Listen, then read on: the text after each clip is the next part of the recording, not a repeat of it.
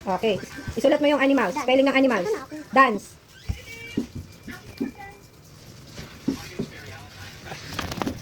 Gray. Utang. Gray. Ay, itong gray na to kaya huwag ka dito magsulat ah. Rain. Rain. Swim.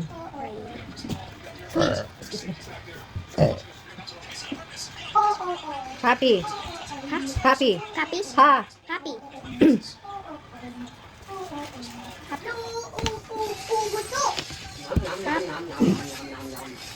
Happy. Monster. Monster.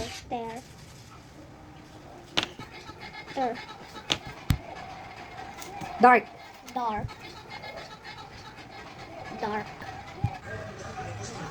Naalala ko na yun sa board yun. Ano, Go!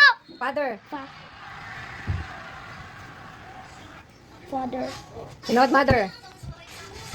Yung mother, oh. Mother. Sister. Sister. Sister. Sister. Ter. Sister. Brother. Brother. Son. Son, hindi araw ha. Son, son, anak. Son. Ay, oh. Son. Table. Table. Table. Mali na tong spelling mo kanina ha. Table? Kaya ayusin mo. Table. Grapes. Gray.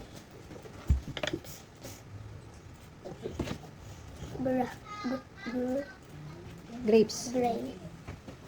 Hi guys, spelling kami ngayon. Kaya na, grapes. Gray. Checkan ko yan. Tapos ikaisan ko ang mali. Gray. Ilalagay ko yung correct na spelling. Okay na. Letter S2 ah. Watermelon. Yoo! Water. Madali lang to guys. Yung watermelon. Natanda na namin to. Watermelon. Butterfly. Wait.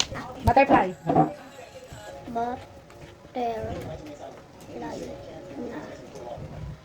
Palat naman, Michael ha. Mama, dito.